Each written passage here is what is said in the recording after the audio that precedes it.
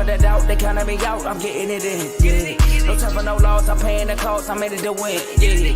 Confused, mine, it can't be diffused. If you ain't thinking the same, then we playing by different rules.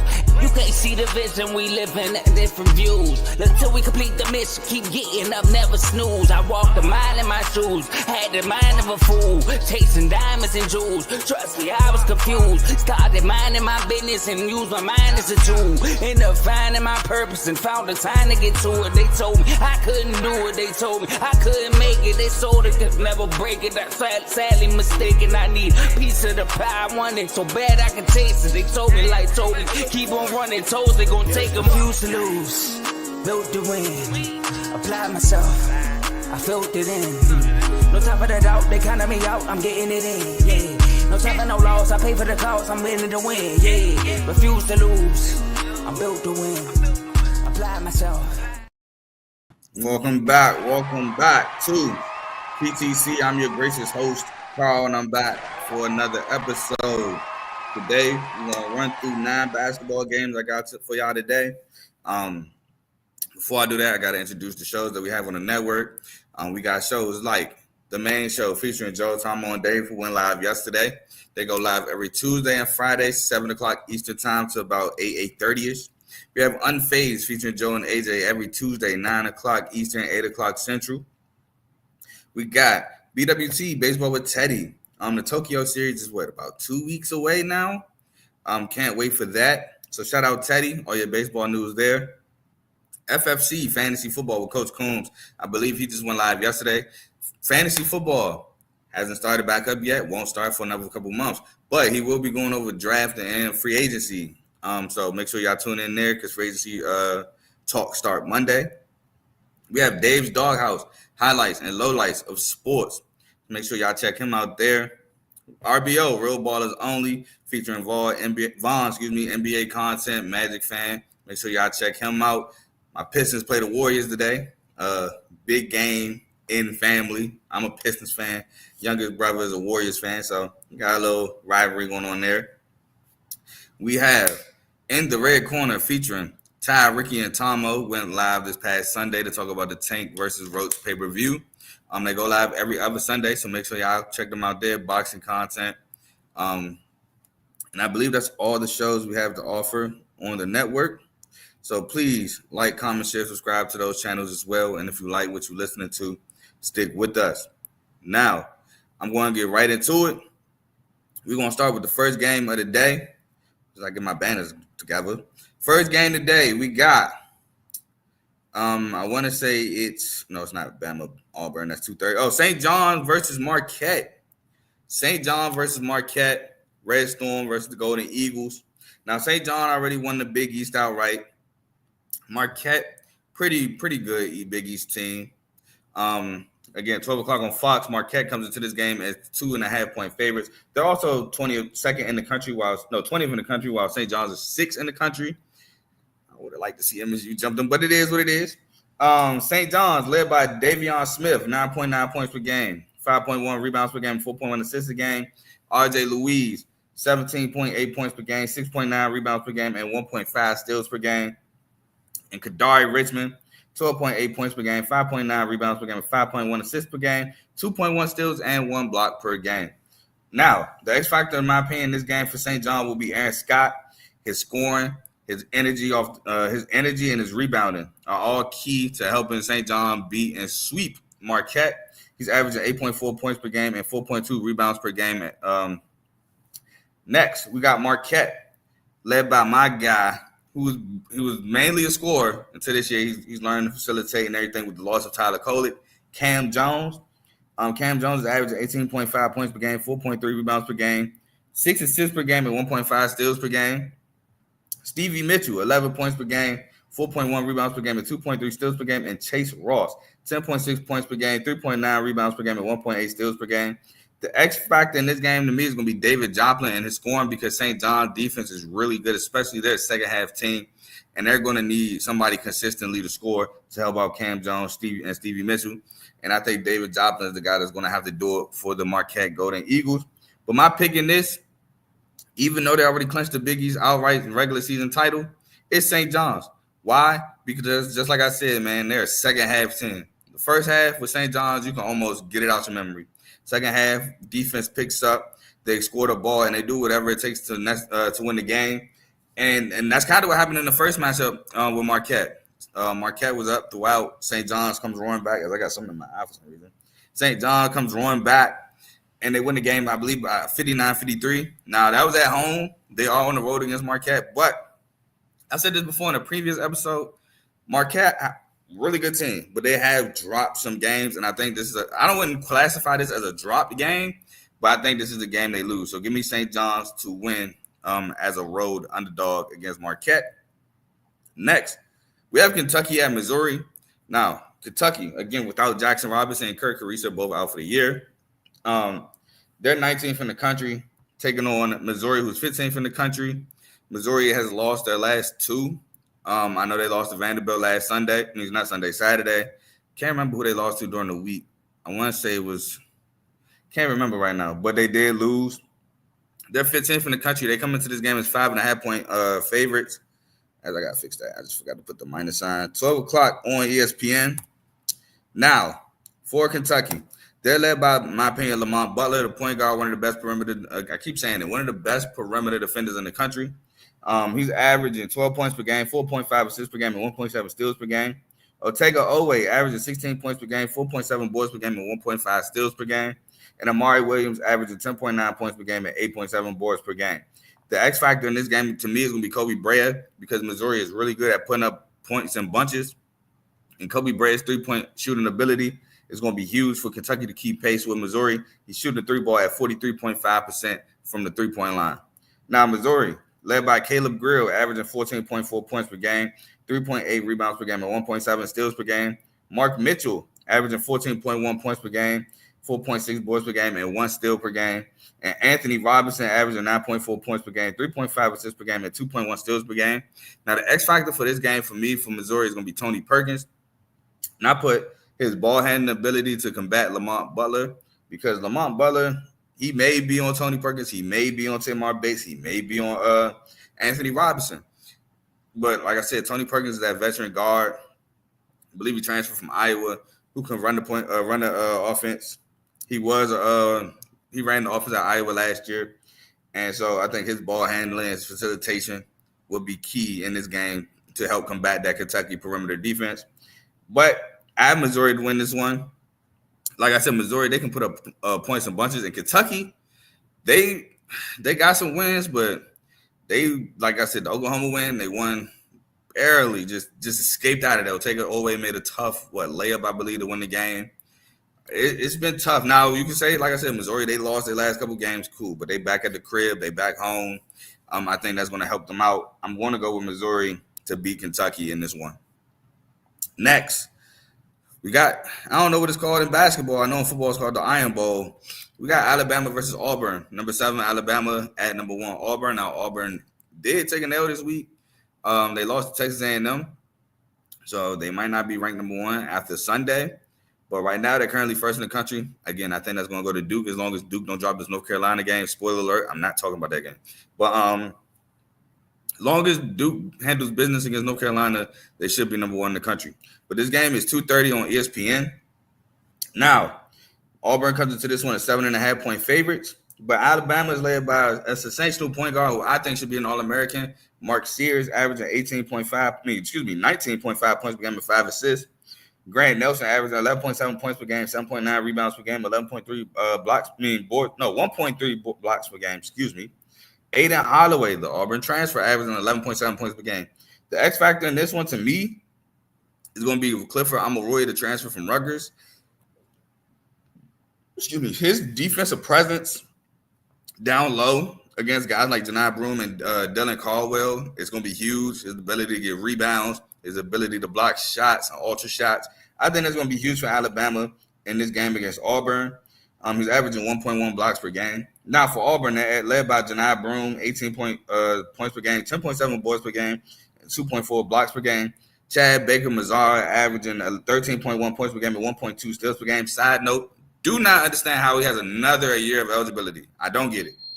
He's talking about should he run it back. No, you should not. But Denver Jones averaging 10.7 points per game. And that X factor in me to this one is Tahad Pettiford, the freshman coming off the bench. He was huge last time they played in Bama, hitting big shots after Alabama made their run to keep them at arm's distance, namely the big dagger. Well, I wouldn't call it a dagger three, but the big three when the game was tied. He hit a big three, and then Chad Baker-Mazar, I believe, came down and hit a three right after him to make it a 6-point game after Bama tied it, and it basically just took all the Bama momentum away. They started throwing up bad shots, then getting a good rhythm on offense, and Auburn hit them 2 threes to basically win that game. So I think Tahad Pettiford is going to be huge again in this one. He's also averaging 10 points per game as well. And I have Auburn winning this game. Auburn, sound defensively, can score with the best of them. They're at home, and they're coming off a Texas A&M loss. Now, again, they already have the SEC title in the regular season wrapped up, so they're the 1 seed in the SEC tournament. But you don't care about that when you're playing your rival. You don't want to lose to your rival. And I think being at home against Bama, I think that's going to bode well for them in this one against Alabama. Next, we actually got a conference tournament game I want to talk to y'all about. It's the Missouri Valley Conference semifinal game. We have Drake versus Belmont. 3:30 on CBSN. Drake coming off a big win against Illinois. Belmont, same thing, coming off a big win against Illinois State. Belmont's led by Jonathan Pierre, 14.1 points per game, 6.1 boards per game, 3.6 assists per game. Carter Witt, 13.1 points per game, 4.7 boards per game, and 5.8 assists per game, and 1.5 steals per game. Isaiah Walker, 10.9 points per game, 5.8 rebounds per game, and 1.3 steals per game. And the X factor in this one to me is Sam Orby. His scoring and rebounding off the bench is going to be key in this one, because my issue with Drake is how, as much as I love them defensively, at times offensively, they can get real stagnant. And to have a guy that come off the bench and consistently score in Sam Orby is huge, especially when Drake gets stagnant on offense. If y'all can consistently put up points against Drake, it puts him in danger. And offensively, I feel like they rely too much on Bennett Sturts at times. So that's kind of one of my issues with Drake. But for Drake, like I said, led by Bennett Sturts, averaging 18.9 points per game, 4.4 boards per game, and 5.9 assists per game, 2.2 steals per game. Cam Manyow, 7.1 points per game, 5.4 boards per game, and 1.3 steals per game. And Daniel Abreu averaging 11 points per game and 1 steal per game. X factor in this one to me is Mitch Missouri, 3-point shooting the ball at 42.9% from the 3-point line. Don't mind me, y'all, allergies. But shooting 42.9% from the 3-point line. But in my opinion, I'm rolling with Drake. Like I said, man, allergies. Shooting 40. Where was I? All right, I'm rolling with Drake. Reason why? I like their defensive ability, but I also like Cam Manyow in this game. I really do. He's a guy who's, in my opinion, he's not really skilled, but he plays with so much energy. He's really good defensively, and his energy and his hustle, I would say, it generates points for them. And he has a tendency, as well as Bennett Sturts, to show up in big moments. So I'm gonna take Drake to beat Belmont and advance to the Missouri Conference Finals. I also took Drake to win the Missouri Valley Conference Tournament. So I'm gonna take Drake in this one. Next, we got a little Big Ten action for you. Ohio State at Indiana. Indiana coming into this game is 2.5-point favorites. This game is 3:45, on CBS. Now, Ohio State, they're led by Bruce Thornton, averaging 17.8 points per game, 4.5 assists per game, and 1.1 steal. Devin Royal averaging 13.6 points per game and 7 rebounds per game. And John Mobley averaging 13.4 points per game. Now, the X factor in this one, to me, is Aaron Bradshaw. One, he has to stay out of foul trouble because he has a tendency of getting into it. And two, it's his defense and his rebounding ability down low, because he's going to be dealing with Malik Vanal, who he's been playing really well of late, and Omar Bayo. Now, the thing with Omar Bayo is his consistency. He'll have games where he'll get like 15 minutes because he's not playing. Well, I don't know, because sometimes I see him get short minutes in games that I thought he was playing pretty good in, but sometimes I see him get short minutes in games that he didn't. It's just, I don't know. I really don't know what Indiana's kind of doing with Bayo at times. So I can't really call it that. But Aaron Bradshaw to me is the X factor down low. And then Indiana's led by, like I said, Malik Renal, averaging 13 points per game at 5. Bad handwriting. I think that's supposed to be 5.6, but also could be 8.6. I got terrible handwriting. I'll Google it in a second. Miles Rice, 10.7 points per game, 1.1 steals per game, and Mackenzie Mbako averaging 12.3 points per game and 4.5 rebounds per game. And like I said, the X factor for me in Indiana is Omar Bayo because his consistency is key. If he's out there dominating, getting double-doubles like he's used to and just bullying them in the paint, I don't see Indiana getting stopped. But if he's not playing to the standard, which I don't know the standard for Indiana is set for him, he gets taken out the game. He's no longer a factor in it, and his presence down low is gone. But he's my X factor in this one. And my winner in this one is Indiana, because I feel like Indiana's presence down low is just going to be too much for Ohio State. It's honestly been a lot for a lot of teams, including Michigan State, my team. The way they beat us in East Lansing, first of all, they went zone, and that pissed me off because we couldn't do anything against the zone, which really made me upset. But secondly, we just could not stop Malik Renal down low. Them attacking the paint has been really money for them. So I think there'll be a lot for Ohio State down low. I think the bigs for Indiana can put Aaron Bradshaw in foul trouble, which is not. It's 5.6, by the way, for Malik Renal, which is not good for Ohio State. And I do think they could defend Ohio State's guards pretty well. And, I mean, I love John Mobley, freshman. He can shoot from anywhere, but he may take bad shots at times and could shoot them out of maybe a run or something. So I'm taking Indiana in this one. Next, we have 24th ranked Arizona at Kansas, 4:30 ESPN. Kansas comes into this one as 3.5-point home favorites. Should be a surprise to nobody, saying though Kansas at home and on the road is Dr. Jekyll and Mr. Hyde. At home, they're pretty good. Took Texas Tech to the wire. Texas Tech, just better team, just won it. On the road, getting beat by 30, 40 points by BYU. It's just bad when they play on the road. But Arizona's led by Caleb Love. I'm averaging 16.4 points per game, 4.3 rebounds per game, and 3.6 assists per game with 1.3 steals. Jaden Bradley averaging 11.6 points per game, 3.9 assists per game, and 1.9 steals per game. And Toby Owaka averaging 8.5 points per game and 8 rebounds per game. Now, the X factor to me in this one is Henry Vazar for his defensive presence, his ability to – he can make the three at times. I don't know if it's, like, consistent yet, but I've seen him make a couple threes. And his scoring ability, averaging 9.3 points per game. I think Vazar is really key in this one against Kansas, especially to help down low with Hunter Dickinson and KJ Adams. Now, Kansas, I kind of switched it up. I talked about him before. I switched up, especially because the way this guy's been playing lately is shocking me, but I got to give credit where credit is due. They're led by Hunter Dickinson, averaging 16.9 points per game, 9.9 rebounds per game, at 1 steal per game, and 1.4 blocks per game. DeJuan Harris, averaging 9.1 points per game, 5.6 assists per game, and 1.5 steals per game. And KJ Adams, now he's averaging 9 points per game and 4.7 boards per game. But in the last 3 games, he's averaging 17 points per game, putting up 2 15-point games and a 21-point game. I think the 21 was against Texas Tech. So 17 points per game in his last 3. He's actually been playing really well on the offensive end. And you know the energy and everything he's going to bring on the defensive end, his athletic ability. And the X factor in this one, Zeke Mayo. Zeke Mayo has to wake up. I understand he's not playing to the standard. He set himself. And very disgusting act, but am I surprised? No. Of the Kansas Jayhawks fans and his DMs. Am I surprised? Not at all. It's very disgusting, yes, not surprised. This is just the world we live in. People are disgusting. So keep your head up, Zeke Mayo. I said Zeke Mayo, excuse me. But he's the X factor in this one. He has to make shots. He has to. I think he's very key for this Kansas basketball team. If he's going consistently hitting shots, this Kansas team at home is tough to beat. And I'm going to roll with Kansas, excuse me, because I do think he gets going today. I'm pretty sure he talked to Bill Self. Bill Self said, don't worry about it. We love you here in this program. We got you here for a reason. Like I said, don't worry about it.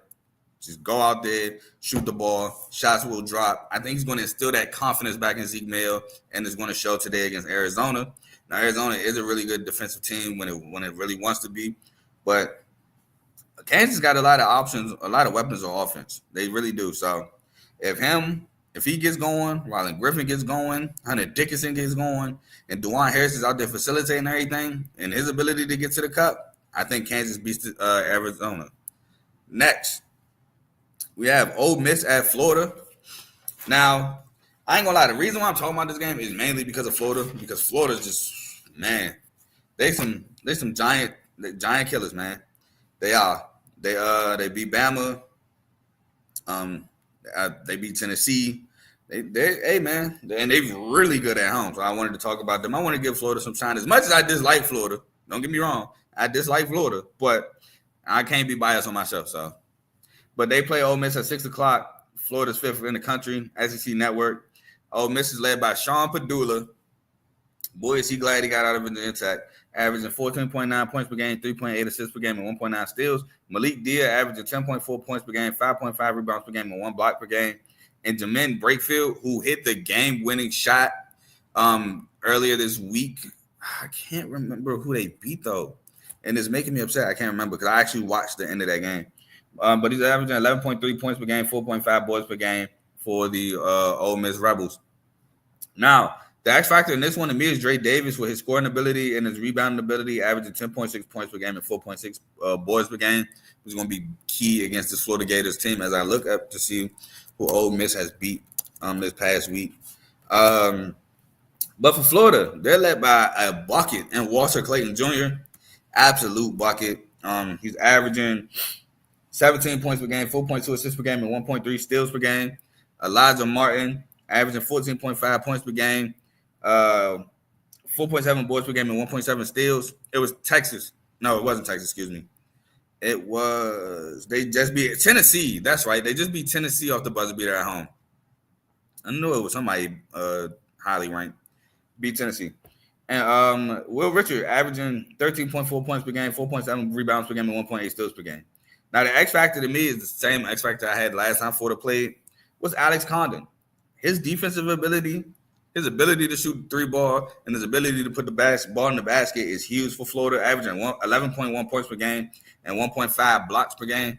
His presence down low is huge, and I think it will be huge against guys like Malik Dia and Jamin Brakefield.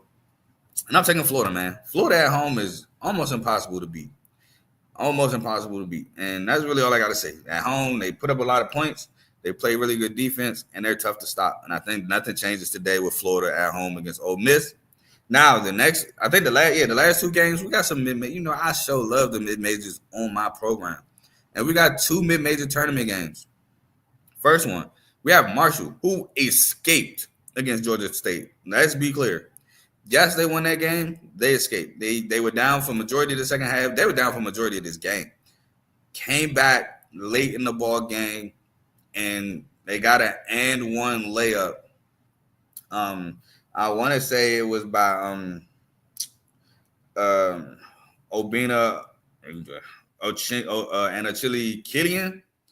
I want to say he made the layup and got the free throw. And then Georgia State had like 1 point, I want to say like 1.8 to hit a 3 to win it. And obviously it didn't go in. But they escaped that game. Arkansas State, they had a double bye. Like I said, they were tied for first place in the Sun Belt. They were also my pick to win the Sun Belt championship. So I need them to win today. Spoiler alert. That's what I'm going with. But Marshall's led by the aforementioned Obina, averaging 14 points per game, 5.6 rebounds per game, and 3 blocks per game. Mikael Dawson, 12.6 points per game, 4.2 rebounds per game, 1.1 steals per game. And Dzane Mingo, averaging 12.4 points per game, 4.6 rebounds per game, and 5.8 assists per game. By the way, Mingo was huge down the stretch. He caught fire, barely missed down the stretch of that game, and was huge for the Marshall comeback. Their X factor is Jalen Spear, averaging 10.8 points per game. Now, with Marshall's Obina, again, I'm gonna just say Killian, he got to stay out of foul trouble. He's averaging like over 3 fouls a game. He gets a lot of fouls. He actually was in foul trouble in the game yesterday. He has to stay out of foul trouble. Now, for Arkansas State, they're led by Terrence Todd, averaging 15 points per game, 4.7 boards per game, 1.2 steals per game. Joseph Pena averaging 12.3 points per game, 3.9 boards per game, and 1.1 steals per game. And Isaiah Nelson averaging 12 points per game, 8.6 rebounds per game, and 1.3 blocks. Now, their X factor to me is Terrence Ford and his facilitation leading the team in assists, averaging 4.9 assists per game. That's going to be huge. Obviously, my winner is Arkansas State because I picked them to win the tournament. But the reason why, like I said when I picked them, they could win any type of game. And I think if Marshall plays the same way they play against Georgia State, if for some reason they couldn't stop Georgia State from getting open threes. I think if they're allowing Arkansas State to get open looks, Arkansas State is going to knock them down, and their ability to play defense is going to be huge. And I think that they get the win and advance to the semifinals. Marshall's definitely going to have to tighten up defensively, and they can't allow themselves to be down like they were yesterday. And my last game is the Ohio Valley Conference Championship game, where we're going to have our first automatic qualifier. It's going to be between SIU Edwardsville and Southeast Missouri State. They play each other tonight at 9 o'clock on ESPN2. So if you want to see a championship game, championship atmosphere, 9 o'clock ESPN2. Southeast Missouri State is coming to this game as 2.5-point favorites. For SIU Edwardsville, they're led by Rashawn Taylor, averaging 19.2 points per game, 4.5 rebounds per game, and 3.8 assists and 2 steals per game. Brian Taylor, the second, averaging 12.3 points per game and 4 boards. And Ring Malith, averaging 11.5 points per game, 7.3 rebounds per game. Now, the X factor in this one is Miles Thompson, 3-point shooting ability off the bench, shooting 42.9% from three. Almost an average of 42.9%. Shooting 42.9% off the bench from the 3-point line. Southeast Missouri State, led by Rob Martin, 14.5 points per game, 4.6 assists a game, and 1 steal per game. Teddy Washington Jr. averaging 14.4 points per game, 5.4 boards per game, and 1.9 steals. And Brendan Terry averaging 11.3 points per game, 4.3 boards per game, and 1.3 steals per game. Now, the X factor in this one is going to be B.J. Ward, averaging scoring, averaging 8.8 points per game, shooting 36.2% from the three. But my winner in this one, Seamoose State. Why? First of all, both of those meetings, they won by 15 and 16. I know it's hard to beat the team 3 times, but Seamoose State has been the team that stuck out to me in the Ohio Valley. Like I said, in the tournament joint where I picked it, no team really stuck out to me. Not SIU Edwardsville, not Tennessee Tech, not Morehead State. Morehead State actually disappointed me this year. Nobody stuck out to me. Seamoose State has. They're riding the win against who they just beat yesterday. I can't even remember. And I watched some of the games. I watched the first half. Then it got ugly. Little Rock. They beat Arkansas Little Rock. Then they're a really good offensive team. I think they can play defense. And although SIU Edwardsville was up majority of this game against Tennessee Tech, not Tennessee Tech, Tennessee State. Tennessee State fumbled at the end of the game. They had I want to say Brad had a layup, but then he kicked it out for a 3, and I think it got stolen. Dude was open, it just got stolen. I think Seamoose State gets it done. Their offensive ability, their ability to play defense, and I just think I think they win. I think Seamoose State wins, and I also picked them to win the tournament, so that's also key in this one too. But I think they win the final game, and they move on to the NCAA tournament, being our first automatic qualifier. Now, this is the end of the show. Please, again, like, comment, share, subscribe if you haven't already on the YouTube channel. If you're watching on Twitter, my YouTube is Carl Talking College. It'll pop up right there. Please subscribe. You should be back tomorrow. I'm going to be back tomorrow. Now, tomorrow is Michigan State MSU. The game means nothing for us. Besides rivalry, it means nothing. We're already outright champs. We're the number 1 seed in the tournament. But if we win, we put Maryland at number 2, and Maryland handle business against Northwestern. Michigan a drop. And who wouldn't want to see their rivals drop seed in that? Albeit it might just be to a 3rd seed, but who wouldn't want to see that? We also got the Missouri Valley Conference tournament. We got some tournament championships coming up tomorrow, so got to talk about those. So I will be back tomorrow, but y'all enjoy y'all Saturday. Enjoy this basketball. I'm about to get ready and go to work. I'm gone. I will more than likely see y'all tomorrow. Peace.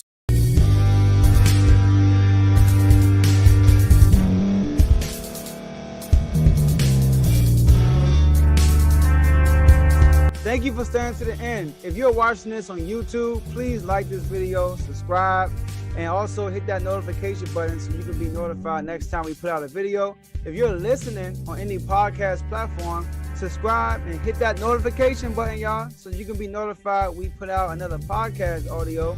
And last but not least, hit that share button. No matter what you're listening to or watching it, hit that share button and send it to somebody that you know that would love to watch this episode you just listened to. So once again, thank you for staying to the end, and we'll see y'all in the next episode.